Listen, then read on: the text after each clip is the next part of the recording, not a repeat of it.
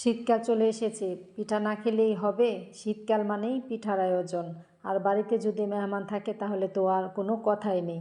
আসসালামু আলাইকুম, hello everyone, welcome to my another blog, Anamika blog. তো আজকে পিঠার একটা ব্লগ নিয়ে আসলাম। ভিজানো পিঠা বলে যেটাকে, চিতই পিঠা বানিয়ে সেটা দুধ আর খেজুরের গুড়ের মধ্যে দেয়, ভিজিয়ে রাখে, তাকে ভিজানো পিঠা বলে। এটা সবাই পরিচিত আর সবার প্রিয় খাবার। তো আমার বোন বানিয়েছে পিঠাটা, আমি দেখেছি, সাথে আমিও ছিলাম। তো সে আমাকে দেখিয়ে দিল কিভাবে বানাতে হয় পিঠা। আমি অত একটা বানাতে পারি না। সে চালের গুঁড়ার মধ্যে কিছু পানি দিয়ে আর মাখিয়ে নিচ্ছে, একটু পানি দিচ্ছে আর একটু মাখিয়ে দিচ্ছে। তো এটা কিছুক্ষণ মাখিয়ে তারপর এটা রেখে দিবে কয়েক ঘন্টার জন্য।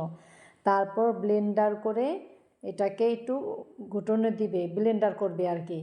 তো ব্লেন্ডারটা আমার অনেক আদিম যুগের, সেটা দেখাতে একটু কেমন লজ্জা পাই। অনেক আগের, 12 বছর আগের ব্লেন্ডার। তো পুরান হয়ে গেছে। বাবুর আব্বুকে যদি বলে ব্লেন্ডার কিনে দাও, সে বলে তুমি না চাকরি করো, ফেসবুক থেকে টাকা কামাবা, সেটা দিয়ে ব্লেন্ডার কিনে নিও। তো ব্লেন্ড করার পর তো এখানে আরেকটু কিছু পানি যুক্ত করে তারপর একটু লবণ দিয়ে ভালো করে নেড়ে নিচ্ছে। ভালো করে নাড়ার পর আপনারা দেখতে পাচ্ছেন আসলে শীতের আমেজে পিঠার খাওয়ার স্বাদই অন্যরকম। পিঠা খেতে যতটা স্বাদ, যতটা মজা হয়, বানাতে ঠিক ততটা একটু কষ্ট হয়। পিঠা বানানোটা একটু কষ্ট হয়ে যায়, কিন্তু খেতে কিন্তু অনেক মজা। আসলে যে জিনিস বানাতে কষ্ট সেই জিনিস খেতে অনেক মজা হয়। তো সে পিঠা বানালো, আমাকে বললো এভাবেই বাবুর আব্বুকে বানিয়ে খাওয়াবা। আমি দেখাই দিলাম। তো সে আমাকে দেখাই দিল। তো আমি দেখলাম আমি পারি, কিন্তু আমি ব্লেন্ডটা করতাম না, তারা করে, এর জন্য তারা অভিজ্ঞ বেশি। তো পিঠাগুলো বানানো হলো, ভালোই হয়েছে, ফুলেছে। তো আমরা বেকিং পাউডার দিইনি, অনেকে দেয়, তবে আমাদের ছিল না, তাই আমি দিইনি। তো দেখছেন কি সুন্দর হয়েছে, নিচে কালো হয়ে যায়নি। অনেকেরটা হয় খুব ভালো হয়েছে আর অনেক মজাও লেগেছে। আর গরম গরম এই পিঠা, শীতের আমেজের পিঠা তো মজাই হওয়ার কথা। আর এইগুলো হচ্ছে গুড়। এই গুড়গুলো গরম পানির মধ্যে আমি ঢেলে দিয়েছি তাড়াতাড়ি হওয়ার জন্য, কারণ পিঠাটা বানাতে অনেক সময় প্রয়োজন। আমাদের হাতে অনেক সময় কম ছিল। আমি এবার বাড়িতে মেহমান আসার পর যা রান্না বান্না করেছি সব শর্টকাট করার চেষ্টা করেছি সময়ের স্বল্পতার জন্য।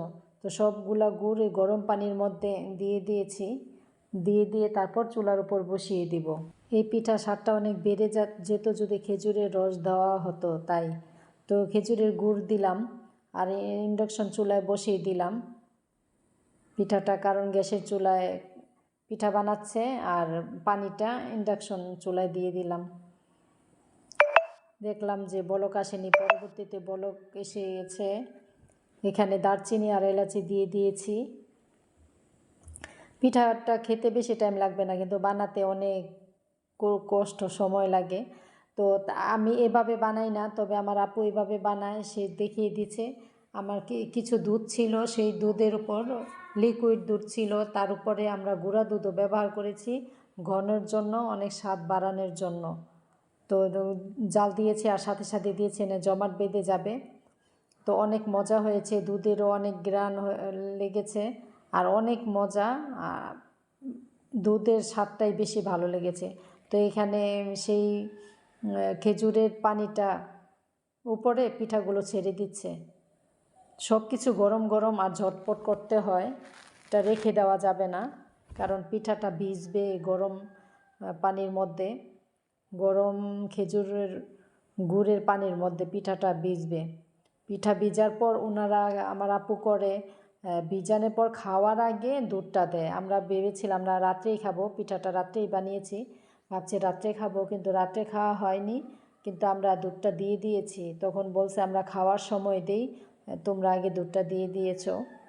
তো একটু একটু দুধ দিয়েছে আর একটু একটু নেড়েছে। তবে পিঠাটা খেতে অনেক মজা হয়েছে। আমি এভাবে বানাই না, আমি যতটুকু পারি আর কি শর্টকাটে এই খেজুরের গুড়ের মধ্যে দুধ ছেড়ে দিয়ে চুলা জাল করে তার মধ্যে পিঠা দিয়ে দিই।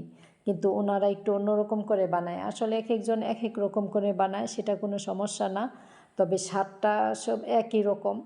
তো আজকের মতো এ পর্যন্তই, দেখা হবে পরের কোনো ভিডিওতে। ততক্ষণ পর্যন্ত ভালো থাকবেন, সুস্থ থাকবেন, আর সবাইকে শীতের আমেজের পিঠা খাওয়ার শুভেচ্ছা।